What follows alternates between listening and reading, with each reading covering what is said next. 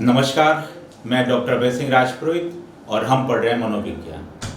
प्यारे विद्यार्थियों, पिछली कक्षा में हमने मनोविज्ञान की उत्पत्ति, मनोविज्ञान का अर्थ, मनोविज्ञान का परिचय और मनोविज्ञान की विकास यात्रा को जाना। जैसा कि हमने अपनी पिछली कक्षा में पढ़ा, मनोविज्ञान का विकास 4 कालखंडों से होता है, यानी मनोविज्ञान के विकास के 4 चरण है। सर्वप्रथम 4वीं शताब्दी ईसा पूर्व से लेकर 16वीं शताब्दी तक मनोविज्ञान आत्मा के विज्ञान के रूप में स्थापित हुआ। तत्पश्चात 16वीं शताब्दी में कुछ नए विचारक आए जिन्होंने आत्मा का खंडन किया और मनोविज्ञान को मन यानी मस्तिष्क का विज्ञान, साइंस ऑफ माइंड कहा। पर विद्यार्थियों, यह अवधारणा भी ज्यादा लंबे समय तक नहीं चली और 18वीं शताब्दी आते आते मन और मस्तिष्क के विज्ञान की अवधारणा भी खंडित हो गई, क्योंकि आत्मा और मन दोनों अमूर्त है, दोनों का कोई अस्तित्व नहीं है। जैसा कि मैंने आपको अपनी पिछली कक्षाओं में बताया था, 19वीं शताब्दी के लगभग कुछ नव मनोवैज्ञानिक आए, जिसमें जर्मनी, फ्रांस, अमेरिका, इंग्लैंड और यहाँ से कई सारे नए मनोवैज्ञानिकों ने, आधुनिक मनोवैज्ञानिकों ने, जिसमें हमने नाम भी जाना उन लोगों को, William James, William Wundt, Titchener, Francis Galton, Stanley Hall, James Sully, ये वो सारे के सारे मनोवैज्ञानिक थे जिन्होंने आत्मा और मन दोनों का खंडन करते हुए मनोविज्ञान को चेतना का विज्ञान कहा और यहां से चेतनावाद का प्रादुर्भाव हुआ। चेतना का ये जो सिद्धांत था विद्यार्थियों, ये 2 भागों में विभक्त हो गया। विलियम जेम्स जहां प्रकार्यवादी चेतना, फंक्शनलिज्म साइकोलॉजी का समर्थन कर रहा है, वहीं दूसरी ओर उसके जो दूसरे साथी मनोवैज्ञानिक थे, विलियम वुंट और टिचनर, वो संरचनावादी मनोविज्ञान, स्ट्रक्चरलिज्म साइकोलॉजी, इस अवधारणा को लेकर के चल रहे हैं। यहाँ चेतनावाद में कहीं न कहीं अंतर्विरोध उत्पन्न हो गया। इसी दौरान 19वीं शताब्दी तक आते आते अब मनोविज्ञान का जो संपूर्ण केंद्र है वो अमेरिका बन चुका है। ये वो दौर है जब अमेरिका में नई मनोवैज्ञानिक अवधारणाएं आई, कई सारे नए मनोवैज्ञानिक आए, खास करके मैकडूगल, पिल्सबरी, स्किनर, वॉटसन और उसके साथ क्रो एंड क्रो और दूसरे सारे तमाम मनोवैज्ञानिक। इन लोगों ने मनोविज्ञान में आमूल-चूल परिवर्तन कर दिया, मनोविज्ञान की अवधारणाओं को बदल कर रख दिया। ये वो दौर था विद्यार्थियों जब पूरी दुनिया में शिक्षा के क्षेत्र में व्यवहारवादी क्रांति चल रही है। व्यवहारवाद के तहत सारे के सारे विश्वविद्यालयों के, खासकर यूरोपियन विश्वविद्यालयों के पाठ्यक्रम बदले जा रहे थे। पाठ्यक्रम में से प्राचीन अवधारणाओं को, मूल्यपरक अवधारणाओं को समाप्त किया जा रहा था और उसके स्थान पर तथ्यपरक और वस्तुनिष्ठ अवधारणाओं को शामिल किया जा रहा था। ये वो दौर था जब हर विषय को विज्ञान बनाने का प्रयास हो रहा था। आत्मा, मन, चेतना कहीं न कहीं सारे के सारे दर्शन शास्त्र से प्रभावित बिंदु रहे। इसका मतलब कहने को भले ही मनोविज्ञान 1870 में एक पृथक विषय के रूप में स्थापित हुआ, पर अभी भी उसके ऊपर दर्शन शास्त्र की छाया है। और व्यवहारवादियों का सबसे बड़ा योगदान ये था कि उन्होंने न केवल आत्मा, मन और चेतना का खंडन किया, अपितु दर्शन शास्त्र और मनोविज्ञान को पूर्णतया पृथक कर दिया और मनोविज्ञान को शुद्ध रूप से विज्ञान घोषित कर दिया। तो व्यवहारवाद ने न केवल मनोविज्ञान की अवधारणा को बदला, न केवल मनोविज्ञान को आधुनिक बनाया, अपितु मनोविज्ञान को एक शास्त्र से विज्ञान की ओर रूपांतरित कर दिया। कल पिछली कक्षाओं में हमने मनोविज्ञान की आत्मा, मनोविज्ञान में मस्तिष्क और चेतनावादी अवधारणाओं को पढ़ा। आज हम व्यवहारवाद की अवधारणा की ओर आए, तो आइए शुरू करें आज की क्लास। मनोविज्ञान का चौथा और अंतिम विकास की यात्रा, मनोविज्ञान व्यवहार का विज्ञान, साइंस ऑफ बिहेवियर। कहां से आई यह अवधारणा? तो इस अवधारणा का जो प्रतिपादन हुआ वो अमेरिका से हुआ। तो आप कहेंगे कि प्रतिपादन अमेरिका से। कौन था वो व्यक्ति जिसने बेहद सशक्त रूप से इस बात का प्रतिपादन किया? तो आप कहेंगे प्रतिपादकों में नाम आएगा वॉटसन का। अन्य समर्थक कौन लोग हैं जिन्होंने व्यवहारवाद का समर्थन किया? तो आइए बात करें समर्थक मनोवैज्ञानिकों की। समर्थक मनोवैज्ञानिकों में नाम आता है स्किनर का, मैकडूगल, पिल्सबरी, इसके साथ ही साथ क्रो एवं क्रो। ये सारे के सारे वो मनोवैज्ञानिक है जो व्यवहारवादी मनोवैज्ञानिक है और वॉटसन और इसके सिद्धांतों, इस अवधारणाओं का समर्थन कर रहे हैं। और इस व्यवहारवाद की अवधारणा का जो कालक्रम रहा है 19वीं शताब्दी से, और 19वीं शताब्दी से लेकर वर्तमान समय तक, 19वीं शताब्दी से वर्तमान तक, इसका मतलब आज भी मनोविज्ञान व्यवहारवाद की अवधारणा को मान रहा है। तो आइए बात करें व्यवहारवादी विचारक कौन कौन है, क्या योगदान है इनका, इनसे जुड़े हुए सिद्धांत, इनसे जुड़े हुए तथ्य, इनकी अवधारणाओं को जानने का, सुनने का और समझने का प्रयास करें। तो एक बार मैं पुनः दोहरा दूं, 19वीं शताब्दी से आप कहेंगे कि चेतनावाद का खंडन हो रहा है और मनोविज्ञान में व्यवहारवाद आ रहा है। व्यवहारवादी क्रांति का जो केंद्र बिंदु है वो अमेरिका है, और खास करके अमेरिका की हार्वर्ड विश्वविद्यालय, कोलंबिया और येल विश्वविद्यालय, ये सारे के सारे मनोविज्ञान के व्यवहारवाद का प्रतिपादन कर रहे हैं। वह मनोवैज्ञानिक जो व्यवहारवाद का जनक है, आप कहेंगे उसका नाम है वॉटसन। व्यवहारवाद के जो अन्य समर्थक लोग हैं उसमें आपने नाम लिखे हैं, स्किनर का नाम लिखा, McDougall, Pillsbury, crow and crow, और ये सारे तमाम मनोवैज्ञानिक 19वीं शताब्दी से लेकर वर्तमान समय तक। इसका मतलब जो मनोविज्ञान आत्मा से प्रारंभ हुआ आज व्यवहार पर अटका हुआ है। इसलिए विद्यार्थियों याद करो, पिछली कक्षा में भी मैंने आपको बताया था, यदि आपसे पूछे मनोविज्ञान साइकोलॉजी का शाब्दिक अर्थ तो आप कहेंगे आत्मा का विज्ञान। यदि आपसे पूछे मनोविज्ञान साइकोलॉजी का वास्तविक अर्थ, व्यापक अर्थ, तो आप कहेंगे व्यवहार का विज्ञान। क्या है ये व्यवहार का विज्ञान, आइए इसी को जानने और समझने का प्रयास करें। एक एक मनोवैज्ञानिक, उसका योगदान, उसकी अवधारणाओं को लेते हुए इस टॉपिक को समझते हैं। सबसे पहले मैं शुरुआत करता हूं उस मनोवैज्ञानिक से जिसने सर्वप्रथम मनोविज्ञान को व्यवहार का विज्ञान कहा, और उस मनोवैज्ञानिक का नाम है मैकडूगल। तो आइए शुरुआत करें मैकडूगल से। विलियम मैकडूगल, देश है अमेरिका। विद्यार्थियों ध्यान रखें, मैकडूगल वो मनोवैज्ञानिक है जिसने सर्वप्रथम 1905 में ये व्यवहार शब्द दिया। तो आपसे पूछे कि व्यवहार शब्द को देने वाला सबसे पहला व्यक्ति कौन, तो आप कहेंगे मैकडूगल। तो मैकडूगल की अवधारणाओं से व्यवहार और व्यवहारवाद प्रारंभ होता है। मैकडूगल वो व्यवहारवादी विचारक है जिसने चेतनावाद का सर्वाधिक खंडन किया। चेतनावाद के अस्तित्व को नकारने का काम किया मैकडूगल ने। और इसलिए ध्यान रखें, अगर आपसे पूछा जाए कि वह मनोवैज्ञानिक जिसने मनोविज्ञान में से चेतना के सिद्धांत को खंडित और समाप्त कर दिया, तो आप कहेंगे उसका नाम था मैकडूगल।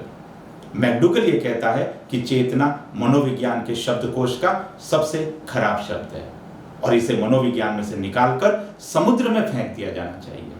अगर आपसे पूछे कथन किसका है, तो आप कहेंगे मैकडूगल का। और इस कथन से ये साबित होता है कि मैकडूगल चेतनावाद का कितना सशक्त विरोधी था। तो आइए वापस समझे इसी बात को। विलियम मैकडूगल एक अमेरिकी मनोवैज्ञानिक है, अमेरिकी विचारक है। 1905 में सर्वप्रथम मैकडूगल ने व्यवहार शब्द दिया और यहां से आप कहेंगे व्यवहारवाद का प्रारंभ हुआ। मैकडूगल से जुड़ी हुई कुछ और चीजों को भी जाने, मैकडूगल की पुस्तकें और मैकडूगल के दूसरे योगदान को समझने और जानने का प्रयास करते हैं। मैकडूगल की पुस्तकें बड़ी प्रसिद्ध रही है मित्रों, और परीक्षा में ये पुस्तकें भी पूछी जा सकती है। आइए सबसे महत्वपूर्ण पुस्तक इसकी, जिसका नाम है mind and personality. Mind and personality. दूसरी जो किताब है, दूसरी जो पुस्तक है मैकडूगल की, उसका नाम है आउटलाइन ऑफ साइकोलॉजी। बहुत ही महत्वपूर्ण पुस्तक है मैकडूगल की। और इस पुस्तक में आप कहेंगे कि मैकडूगल ने अपने सारे मनोवैज्ञानिक सिद्धांतों को लिखा है, आउटलाइन ऑफ साइकोलॉजी। एक और पुस्तक जो व्यवहारवाद से संबंधित है, उसका नाम है psychology study of behaviour. Psychology study of behaviour, यानी मनोविज्ञान व्यवहार का विज्ञान। एक बड़ी प्रचलित पुस्तक और भी रही है, जरा उसको भी जान लें। पुस्तक का नाम था an introduction to social psychology. An introduction to social psychology, मनोविज्ञान का सामाजिक परिचय। An introduction to social psychology. ये कुछ वो पुस्तकें हैं जो मैकडूगल के द्वारा लिखी गई और मनोविज्ञान के इतिहास में बड़ी महत्वपूर्ण पुस्तक है। एक बार वापस से जान लें पुस्तकों के नाम। पहली पुस्तक आपने लिखी है माइंड एंड पर्सनैलिटी, दूसरी पुस्तक आउटलाइन ऑफ साइकोलॉजी, तीसरी पुस्तक साइकोलॉजी स्टडी ऑफ बिहेवियर और चौथी पुस्तक an introduction to social psychology. ये वो पुस्तकें हैं जिसमें मैकडूगल व्यवहारवाद को प्रतिस्थापित कर रहे हैं। आइए जाने मैकडूगल का सबसे बड़ा योगदान। बात है 1908 की। मैकडूगल ने अपना एक बड़ा महत्वपूर्ण सिद्धांत दिया और पिछली कई सारी परीक्षाओं में यह सिद्धांत किसी न किसी रूप में पूछा जरूर गया। देखिए, बात है 1908 की। मैकडूगल ने अपना एक सिद्धांत दिया और यह सिद्धांत कहलाता है मूल प्रवृत्ति सिद्धांत या मूल प्रवृत्ति उपागम। कहीं कहीं इसको प्रेरक संप्रदाय या प्रेरक उपागम के नाम से भी लिख लिया जाता है। ध्यान रखना है, मनोविज्ञान में उपागम, संप्रदाय, सिद्धांत, स्कूल, ये सारे एक ही प्रचलित नाम है। तो प्रेरक संप्रदाय या प्रेरक सिद्धांत, हिंदी में इसको प्रयोजनवादी सिद्धांत भी कह लेते हैं, प्रयोजनवादी सिद्धांत। तो जब भी इस तरह के कोई भी नाम आ जाए, मूल प्रवृत्ति सिद्धांत, प्रेरक सिद्धांत या प्रेरक संप्रदाय, प्रयोजनवादी सिद्धांत, इंग्लिश में इसको कहेंगे हॉर्मिक अप्रोच, हॉर्मिक अप्रोच या प्रैग्मेटिज्म थ्योरी भी कह लेते हैं इसको, प्रैग्मेटिज्म। तो इस तरह का जो भी सिद्धांत का नाम आ जाए, मूल प्रवृत्ति, प्रेरक संप्रदाय, प्रयोजनवाद का सिद्धांत, हॉर्मिक अप्रोच, प्रैग्मेटिज्म थ्योरी, तो इन सब चीजों का संबंध है मैकडूगल। क्या कहता है मैकडूगल? मूल प्रवृत्ति सिद्धांत में मैकडूगल ये कहता है कि हर मनुष्य का व्यवहार, हर मनुष्य का विचार, न चेतना, न मन, न आत्मा, मनुष्य का व्यवहार निर्भर करता है उसकी आंतरिक मूल प्रवृत्तियों पर। बड़ा महत्वपूर्ण बिंदु दे दिया इसने, मूल प्रवृत्तियां। और मनोविज्ञान में तो आप जानते हैं कि बड़ा महत्वपूर्ण टॉपिक है मूल प्रवृत्तियां, बेसिक इंस्टिंक्ट। देखिए क्या कहता है मैकडूगल। मैकडूगल ये कहता है कि हर मनुष्य जब जन्म लेता है तो वो आंतरिक और जन्मजात रूप से 14 प्रकार की मूल प्रवृत्तियों को लेकर के आता है।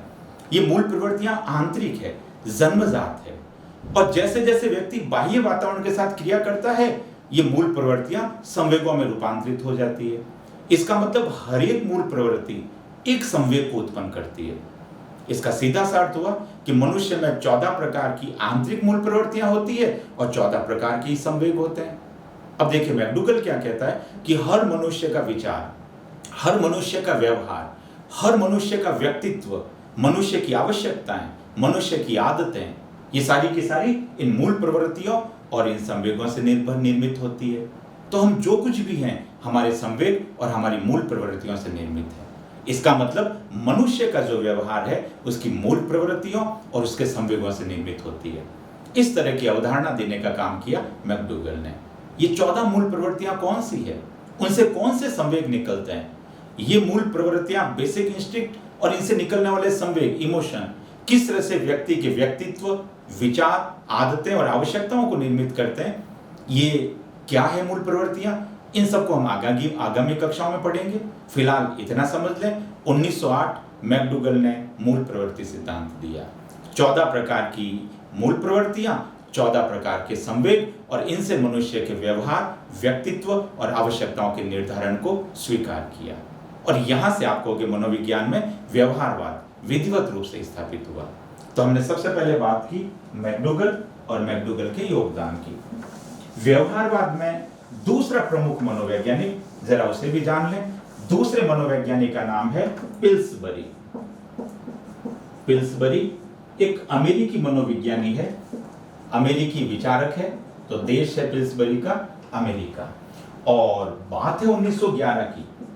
यह बड़ा महत्वपूर्ण बिंदु है, विद्यार्थियों ध्यान रखें। 1911 में पिल्सबरी पहला मनोवैज्ञानिक था जिसने मनोविज्ञान को व्यवहार का विज्ञान घोषित किया। इसका मतलब मनोविज्ञान को व्यवहार का विज्ञान कहने वाला पहला मनोविज्ञानी है पिल्सबरी। मैकडूगल ने तो व्यवहार शब्द दिया, लेकिन मनोविज्ञान को व्यवहार का विज्ञान घोषित करने का काम सर्वप्रथम पिल्सबरी ने किया। और वर्ष है 1911। इसकी एक पुस्तक थी जिसका नाम था मनोविज्ञान के मूल तत्व, एसेंशियल ऑफ साइकोलॉजी। पुस्तक का नाम मनोविज्ञान के मूल तत्व। ये पुस्तक प्रकाशित हुई थी 1911 में और इस पुस्तक में ये कहता है कि मनोविज्ञान व्यवहार का विज्ञान है। इसी दौरान इसकी एक और पुस्तक प्रकाशित होती है जिसका नाम था history of psychology. History of psychology, मनोविज्ञान का इतिहास। और इस पुस्तक में भी पिल्सबरी ने व्यवहारवादी अवधारणाओं को लोकप्रिय बनाने का काम किया। तो पिल्सबरी वो मनोवैज्ञानिक है जिसने 1911 में मनोविज्ञान को व्यवहार का विज्ञान कहा। पिल्सबरी एक अमेरिकी विचारक है, मनोविज्ञानी है। पुस्तक का नाम मनोविज्ञान के मूल तत्व, एसेंशियल ऑफ साइकोलॉजी, और दूसरी पुस्तक हिस्ट्री ऑफ साइकोलॉजी, मनोविज्ञान का इतिहास। विद्यार्थियों, ये तो बात हुई मैकडूगल और पिल्सबरी की। अब बात करते हैं उन महान विचारकों की जिन्होंने मनोविज्ञान में व्यवहारवाद को मील का पत्थर बना दिया। और उन विचारकों में नाम आता है जेबी वॉटसन, स्किनर और सीएल हल का। आइए उनको भी जाने, उनको भी पढ़ें कि कौन है वो और उनका योगदान क्या है। तो सबसे पहले बात करते हैं वॉटसन की। वॉटसन यानी जेबी वॉटसन। जेबी वॉटसन एक अमेरिकी मनोविज्ञानी है। पूरा नाम है इनका जॉन ब्रॉडस वॉटसन। जॉन ब्रॉडस वॉटसन अमेरिकी मनोविज्ञानी है। तो आप कहेंगे इसका देश अमेरिका। ये अमेरिका के कोलंबिया विश्वविद्यालय से संबंधित है। इनका विश्वविद्यालय था कोलंबिया। अमेरिका के कोलंबिया विश्वविद्यालय के प्रोफेसर जेबी वॉटसन। तो जेबी वॉटसन को उपनाम हमने नाम दिया व्यवहारवाद का जनक। तो बड़ा महत्वपूर्ण उपनाम बना इनका व्यवहारवाद का जनक। इसका मतलब व्यवहारवाद में सर्वाधिक योगदान देने वाला जो मनोवैज्ञानिक है वो थे वॉटसन। तो ध्यान रखें, फादर ऑफ बिहेवियर साइकोलॉजी, तो आप कहेंगे वॉटसन। अब मन में प्रश्न उठता है कि वॉटसन ने ऐसा क्या किया कि हमने इसको व्यवहारवादी मनोविज्ञान का जनक कहा। आइए इन सब चीजों को समझने के लिए जरा वॉटसन की कृतियों को, इसकी पुस्तकों को समझें और फिर इसके योगदान को समझें। तो शुरुआत करें इसकी पुस्तकों से। वॉटसन की जो सबसे महत्वपूर्ण पुस्तक है उसका नाम है बिहेवियरलिज्म। बिहेवियरलिज्म, हिंदी में आप इसे कहेंगे व्यवहारवाद। बिहेवियरलिज्म, व्यवहारवाद। और इस पुस्तक में वॉटसन ने मनोविज्ञान में व्यवहारवाद को न केवल समर्थन दिया, अभी तो इसे स्थापित करने का भी काम किया। दूसरी जो पुस्तक आई वॉटसन की, जिसका नाम था psychology as the behaviourist view. Psychology as the behaviourist view. Behaviourist view, इसका मतलब मनोविज्ञान का व्यवहारवादी दृष्टिकोण। एक पत्रिका भी प्रकाशित करते थे वॉटसन और पत्रिका का नाम था साइकोलॉजिकल रिव्यू। साइकोलॉजिकल रिव्यू ये मासिक पत्रिका थी और इसमें समय समय पर ये मनोविज्ञान के व्यवहारवादी लेख, शोध, उन सब का प्रकाशन कर रहे हैं। तो वॉटसन की महत्वपूर्ण पुस्तक बिहेवियरलिज्म, व्यवहारवाद। दूसरी पुस्तक psychology as a behaviourist view, और इनकी जो मासिक पत्रिका थी उसका नाम था साइकोलॉजिकल रिव्यू। ये तो हो गया कृतित्व के क्षेत्र में वॉटसन का योगदान। अब बात करते हैं वॉटसन के अन्य योगदान की।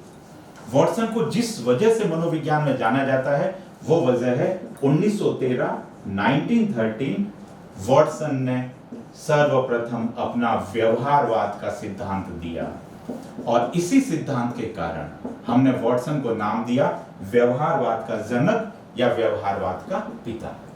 अब जरा इस बात को समझें, व्यवहारवाद का सिद्धांत क्या है। देखिए विद्यार्थियों, बात है 1913 की।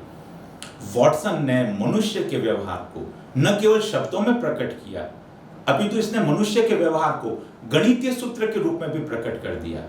मनुष्य के व्यवहार को गणितीय सूत्र के रूप में प्रयुक्त करके वॉटसन ने अपने आप को मनोविज्ञान का जनक एक तरह से आप कहोगे स्वीकार करवाया। आइए देखें क्या कहता है ये कहता है कि हर मनुष्य का व्यवहार क्या है, एक सूत्र देता है R = FSO। अब जरा इसको समझें, R is equal to FSO। R का मतलब क्या? R का मतलब है यहां पर रेस्पॉन्स, और रेस्पॉन्स का मतलब आप जानते हैं अनुक्रिया या प्रतिक्रिया, अनुक्रिया या प्रतिक्रिया। F का मतलब है फंक्शन, फंक्शन फंक्शन यानी कार्य या क्रिया, क्रिया या कार्य। S को आप कहेंगे स्टिम्युलस, स्टिम्युलस इसका मतलब उद्दीपन, स्टिम्युलस को आप कहेंगे उद्दीपन, या आप इसे यूं भी कह सकते हैं उत्तेजक। और ये जो शब्द है O यानी ऑर्गेनिज्म,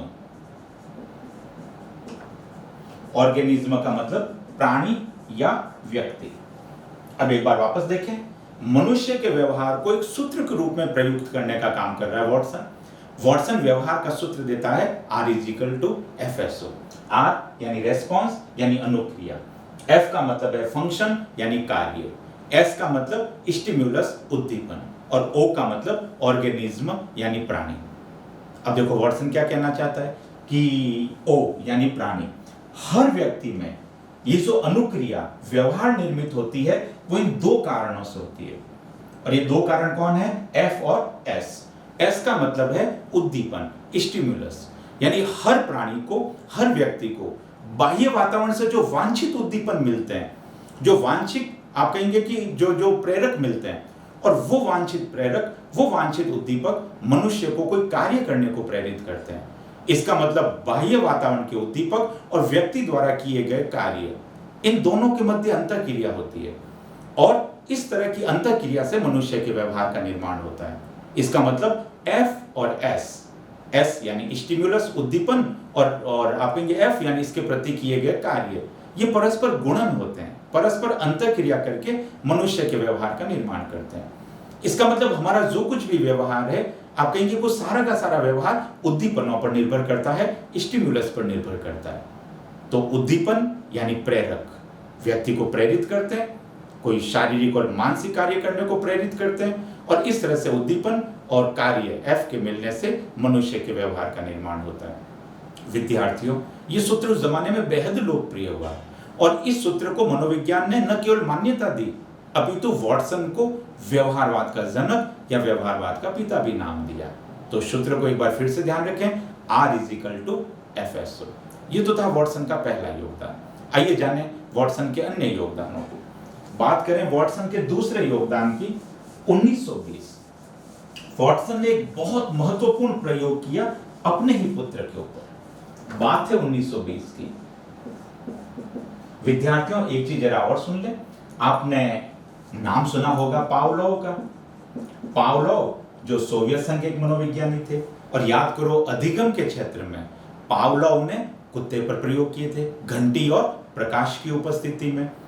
पावलोव ने एक तरह से आप कहेंगे कि शास्त्रीय अनुबंधन, परंपरागत अनुबंधन, या यूं भी कह सकते हैं शास्त्रीय साहचर्यवाद का, अनुबंधनवाद का सिद्धांत दिया, और पावलोव ने अपना प्रयोग किया था कुत्ते पर। उसी प्रयोग को मनुष्यों पर प्रयुक्त करने का काम वॉटसन ने कर दिया। वॉटसन ने इसी प्रयोग को अपने 11 माह के पुत्र अल्बर्ट के ऊपर करके आप यूं कह सकते हैं कि पावलोव के सिद्धांत को मान्यता प्रदान कर दी। तो देखिए, बात है 1920 की। माफ करें, 1920 में वॉटसन ने अपनी पत्नी, जो कि एक मनोवैज्ञानिक है, रेजोली रेनर, इस रेजोली रेनर के साथ मिलकर अपने 11 माह के पुत्र अल्बर्ट पर प्रयोग किए। ये प्रयोग क्या थे, हम अधिगम का जो हम टॉपिक पढ़ेंगे उसमें बहुत डिटेल में इस सिद्धांत को, इस प्रयोग को समझेंगे।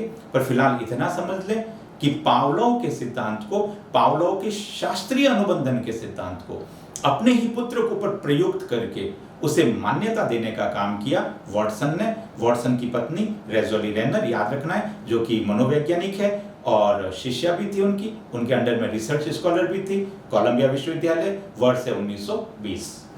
आइए अगले योगदान को समझें। बात है 1925 की। 1925 वो वर्ष था जब वॉटसन ने 1 दर्जन बच्चों का सिद्धांत दिया। सिद्धांत का नाम एक बार वापस से बोल दूं, 1 दर्जन बच्चों का सिद्धांत। यानी 1 डजन थ्योरी। अब देखिए 1 दर्जन बच्चों का सिद्धांत क्या, इस बात को जरा समझें। वॉटसन से पूर्व मनोविज्ञान में एक विचारधारा चल रही थी कि हर बालक का जो विकास होता है, व्यक्तित्व निर्माण होता है, शारीरिक और जो मानसिक विकास होता है, वो सब के सब उसके वंशानुक्रम, उसकी आनुवांशिकता यानी हेरिडिटी पर निर्भर करता है। बहुत सारे मनोवैज्ञानिकों ने आनुवांशिकता के संबंध में बहुत सारे प्रयोग किए। उन प्रयोगों को हम आगामी कक्षाओं में समझेंगे।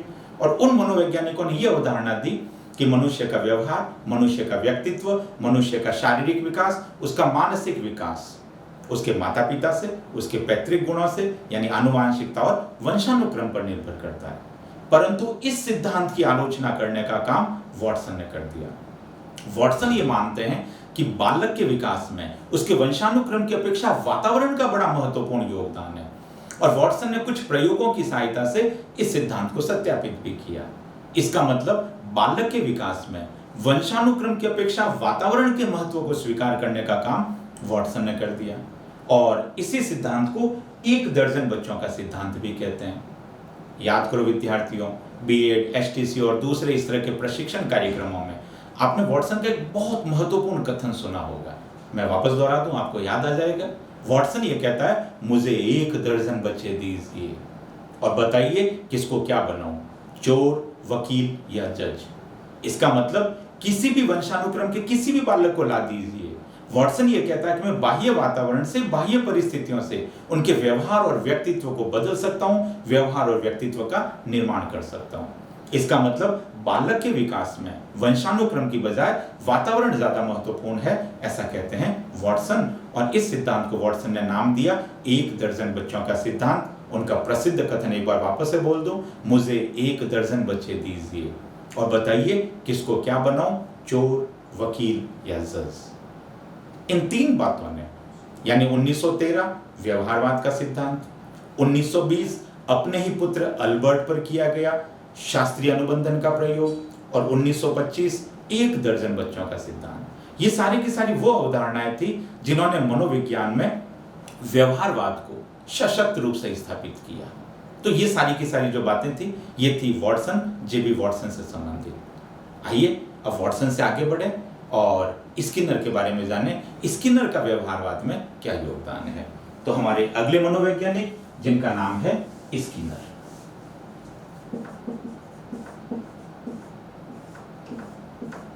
पूरा नाम अगर आपसे पूछे तो आप कहेंगे इनका पूरा नाम है Burrhus Frederic Skinner. Burrhus Frederic Skinner. आप इनको बीएफ स्किनर भी कह सकते हैं, बीएफ स्किनर। देश है स्किनर का अमेरिका। ये अमेरिका के हार्वर्ड विश्वविद्यालय से संबंधित है। तो विश्वविद्यालय इनका अमेरिका में हार्वर्ड विश्वविद्यालय। स्किनर अपने बहुत सारे प्रयोगों की वजह से और बहुत सारे सिद्धांतों की वजह से मनोविज्ञान में बड़ा महत्वपूर्ण स्थान रखते हैं। आइए सबसे पहले स्किनर के उपनामों को जान लें। स्किनर को किन किन उपनामों से पुकारा जाता है। सबसे पहले स्किनर के उपनाम। व्यवहारवाद के संबंध में स्किनर को किन किन नामों से जाना जाता है, सर्वप्रथम इस बात की चर्चा करते हैं। अभी मैंने आपको बताया व्यवहारवाद का जनक, व्यवहारवाद का पिता आप कहेंगे वॉटसन, लेकिन स्किनर भी कहीं न कहीं व्यवहारवाद के रूप में स्थापित है। आइए देखें कौन सा। तो स्किनर को ये कहेंगे आप शास्त्रीय व्यवहारवादी या शास्त्रीय व्यवहारवाद का जनक। मैं यही इतना शॉर्ट में नाम लिख देता हूं, शास्त्रीय व्यवहारवादी। स्किनर को शाब्दिक व्यवहारवादी भी कहते हैं, वर्बल बिहेवियरलिस्ट, शाब्दिक व्यवहारवादी। स्किनर को परंपरागत व्यवहारवादी भी कहते हैं, परंपरागत व्यवहारवादी। स्किनर को रेडिकल व्यवहारवादी भी कहते हैं, रेडिकल व्यवहारवादी।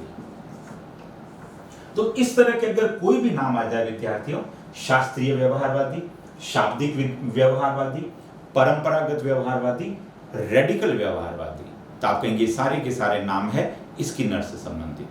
परंतु एक बात और ध्यान रखें, स्किनर ने अधिगम के क्षेत्र में अपने बहुत सारे सिद्धांत दिए और आपने कहीं न कहीं अधिगम में स्किनर का सिद्धांत आपने पढ़ा भी होगा, क्रिया प्रसूत अनुबंधन का सिद्धांत, ऑपरेंट कंडीशन थ्योरी।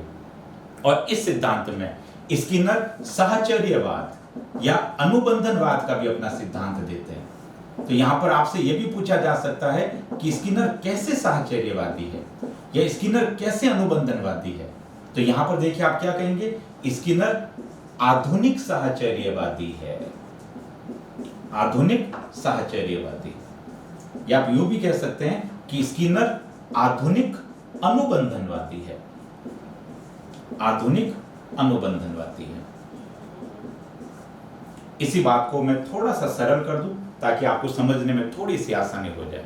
देखिए, आपने अधिगम जब हम पढ़ेंगे और आपने कहीं न कहीं किसी न किसी रूप में पढ़ा भी होगा, अधिगम में साहचर्यवाद के दो तरह के सिद्धांत चलते हैं, थार्नडाइक, पावलोव। ये सारे के सारे वो विचारक हैं जिन्हें आप परंपरागत साहचर्यवादी या यूं कह सकते हैं शास्त्रीय साहचर्य या अनुबंधनवादी है। अनुबंधनवाद थार्नडाइक और पावलोव ने दिया, जिन्होंने अधिगम प्रक्रिया के अंदर उद्दीपनों को ज्यादा महत्व दिया, परंतु स्किनर ने अधिगम प्रक्रिया में उद्दीपन की अपेक्षा अनुक्रियाओं को अधिक महत्व दे दिया। और चूंकि अनुक्रियाओं को अधिक महत्व देने के कारण स्किनर अधिगम में साहचर्यवाद में आधुनिक साहचर्यवादी या आप यूं भी कह सकते हैं आधुनिक अनुबंधनवादी के नाम से जाना जाता है। तो देखिए, हमने स्किनर के दो तरह के उपनाम पढ़े। स्किनर मनोविज्ञान की दो तरह की अवधारणाओं से संबंधित है, इस बात को थोड़ा आपको ध्यान में रखना है। स्किनर व्यवहारवादी मनोवैज्ञानिक भी है और स्किनर साहचर्यवादी या अनुबंधनवादी विचारक भी है। अगर आपसे पूछे कि स्किनर कैसा व्यवहारवादी है तो आप कहेंगे स्किनर शास्त्रीय व्यवहारवादी है, स्किनर शाब्दिक व्यवहारवादी है, स्किनर परंपरागत या रेडिकल व्यवहारवादी है। पर आपसे पूछ ले कि स्किनर कैसा अनुबंधनवादी, कैसा साहचर्यवादी है, तो आप ध्यान रखें यह आधुनिक साहचर्यवादी है या आधुनिक अनुबंधनवादी है। ये तो हो गई स्किनर से जुड़ी हुई अवधारणाएं और उसके उपनाम। अब आइए जरा स्किनर के कृतित्व से संबंधित योगदान को जाने, इसकी पुस्तकों को जाने। स्किनर की जो महत्वपूर्ण पुस्तक आई मनोविज्ञान में, उसका नाम था वर्बल बिहेवियर, वर्बल बिहेवियर, जिसे आप हिंदी में कहेंगे शाब्दिक व्यवहारवाद, शाब्दिक व्यवहारवाद। और जो दूसरी पुस्तक है स्किनर की जो दूसरी पुस्तक है उसका नाम था behaviour of organism, behaviour of organism, यानी प्राणियों में व्यवहार, बिहेवियर ऑफ ऑर्गेनिज्म, प्राणियों में व्यवहार या प्राणियों का व्यवहार। दोनों पुस्तकों का नाम वापस जान लें, वर्बल बिहेवियर और बिहेवियर ऑफ ऑर्गेनिज्म। इन पुस्तकों में स्किनर ने व्यवहारवाद के सिद्धांत की व्याख्या की। अब बात करते हैं व्यवहारवाद में स्किनर क्या कहता है, तो जरा इस बात को भी समझें। मनोविज्ञान में व्यवहारवाद में स्किनर और स्किनर के साथ ही साथ इसी तरह के एक और व्यवहारवादी विचारक है जिनका नाम है सीएल हल। स्किनर और अभी हम चर्चा करेंगे सीएल हल की भी, स्किनर और सीएल हल ये दोनों के दोनों विचारक मनोविज्ञान में व्यवहारवाद में SOR इस अवधारणा पर बल देते हैं कि मनुष्य का व्यवहार क्या है, SOR। अब जरा समझें ये SOR क्या है। S का मतलब स्टिम्युलस यानी उद्दीपन, O यानी ऑर्गेनिज्म, ऑर्गेनिज्म यानी प्राणी, व्यक्ति, और R का मतलब है रेस्पॉन्स यानी अनुक्रिया, रेस्पॉन्स अनुक्रिया।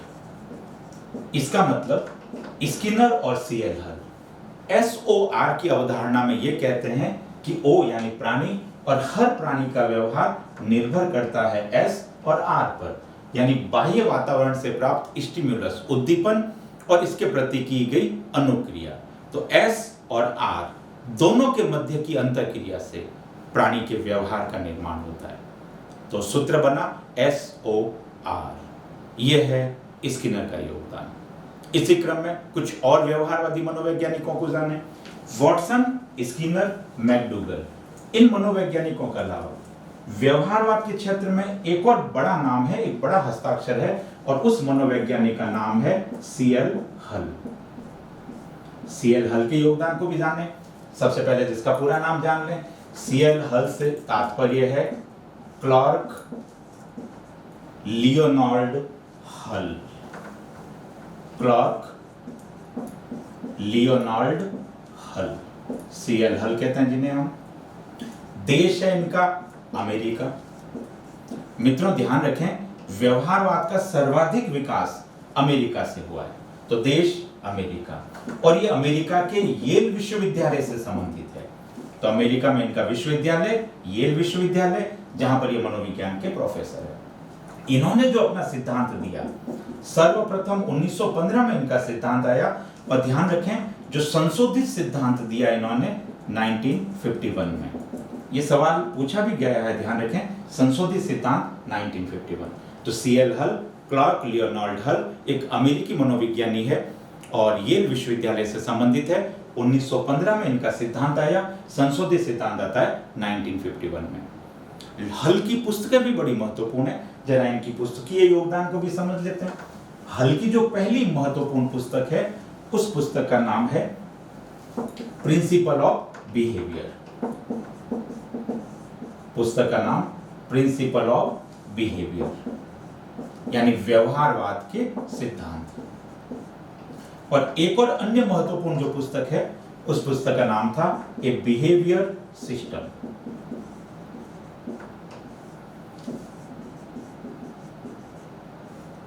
प्रिंसिपल ऑफ बिहेवियर और ये बिहेवियर सिस्टम, इन दोनों पुस्तकों में हल व्यवहारवाद का सिद्धांत देते हैं।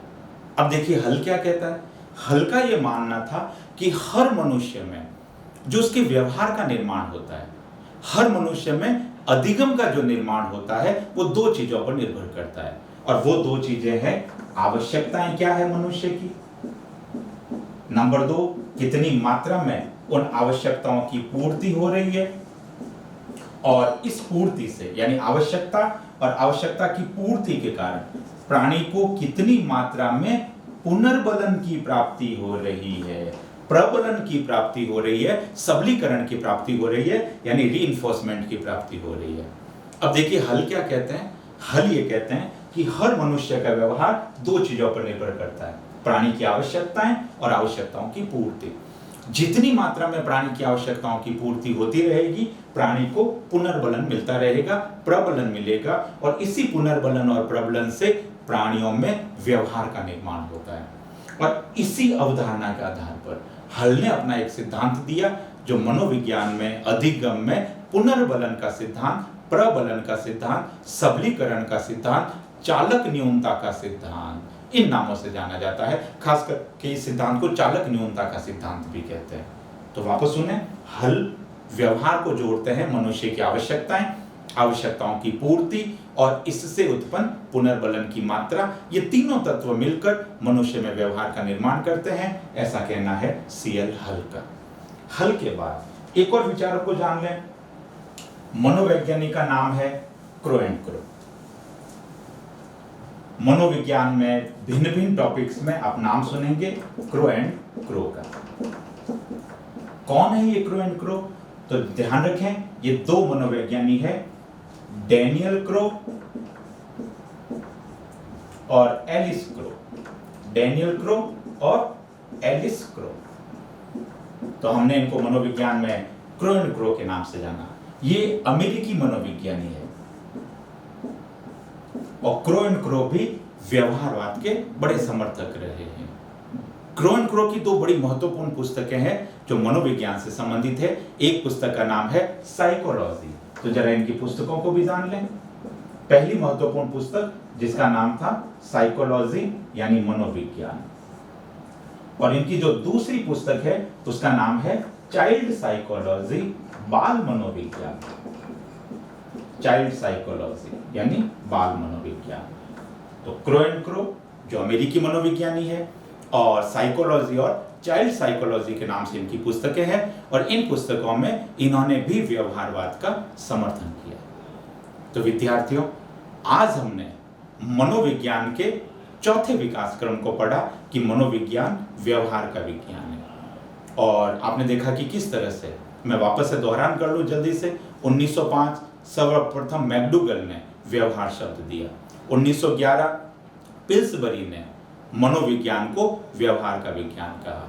1913 में वॉटसन ने व्यवहारवाद का अपना सूत्र दिया, R=FSO, और इसके साथ ही व्यवहारवाद को स्थापित कर दिया। स्किनर ने, CL हल ने SOR के सिद्धांत दिए। स्किनर ने व्यवहारवाद में शाब्दिक व्यवहारवाद या आप यूं कह लें रेडिकल व्यवहारवाद का सिद्धांत दिया। मैकडूगल ये कहता है कि मनुष्य का व्यवहार उसकी मूल प्रवृत्तियों से निर्मित होता है। CL हल ये कहते हैं कि प्रत्येक मनुष्य का व्यवहार उसकी आवश्यकताओं की पूर्ति और इससे निकलने वाले पुनर्बलन की दर इससे निर्मित होता है। तो आप देखिए इस तरह से इन मनोवैज्ञानिकों ने मनोविज्ञान में से आत्मा, मन और चेतना, इन सबको बाहर निकाल दिया और मनोविज्ञान में व्यवहारवाद को स्थापित कर दिया। 19वीं शताब्दी में जो व्यवहारवाद की अवधारणा आई वो आज भी मनोविज्ञान में प्रचलित है, मान्य है। तो एक बार मैं वापस से दोहराऊं, आज आपसे पूछे कि मनोविज्ञान क्या है, तो आप कहेंगे प्रत्येक जीवित प्राणी के व्यवहार का अध्ययन करना ही मनोविज्ञान है। अर्थात मनोविज्ञान वह विज्ञान है जो सभी जीवित प्राणियों के व्यवहार का अध्ययन करता है। इसका मतलब आज का मनोविज्ञान, आधुनिक मनोविज्ञान, नवीन मनोविज्ञान व्यवहार के इर्द गिर्द घूमता है। तो मनोविज्ञान क्या है? मनोविज्ञान मनुष्य के व्यवहार का विज्ञान है। तो विद्यार्थियों, आज के इस वीडियो लेक्चर में हमने मनोविज्ञान की चौथी और अंतिम विकास यात्रा को पढ़ा, जिसका नाम था व्यवहार का विज्ञान। तो मनोविज्ञान का विकास 4 कालखंडों में हुआ है। आत्मा का अध्ययन, मन यानी मस्तिष्क का अध्ययन, उसके बाद चेतना का अध्ययन और तत्पश्चात व्यवहार का अध्ययन। आत्मा से लेकर व्यवहार तक मनोविज्ञान की संपूर्ण विकास यात्रा को एक मनोवैज्ञानिक वुडवर्थ ने बहुत बढ़िया और सुंदर शब्दों में व्यक्त किया है। और वो कथन आपने बहुत सुना है, काफी लोकप्रिय कथन है। मनोवैज्ञानिक है वुडवर्थ, और वुडवर्थ ये कहते हैं कि मनोविज्ञान ने सर्वप्रथम अपनी आत्मा खोई, फिर मन को त्यागा, तत्पश्चात चेतना खोई और अब वह व्यवहार को अपनाए हुए है। इसका मतलब आज का मनोविज्ञान व्यवहार का विज्ञान है। तो विद्यार्थियों, आज अपनी कक्षा को यहीं विराम देते हैं। आज हमने मनोविज्ञान के विकास को पढ़ा। आगामी कक्षाओं में हम मनोविज्ञान के क्षेत्र, मनोविज्ञान की शाखाएं, मनोविज्ञान के नूतन और आधुनिक क्षेत्र, मनोविज्ञान की शिक्षण विधियां, मनोविज्ञान की प्रकृति, मनोविज्ञान के उपागम, इन सब चीजों को बेहद सरल तरीके से समझने का प्रयास करेंगे। तो आज के लिए इतना ही। धन्यवाद।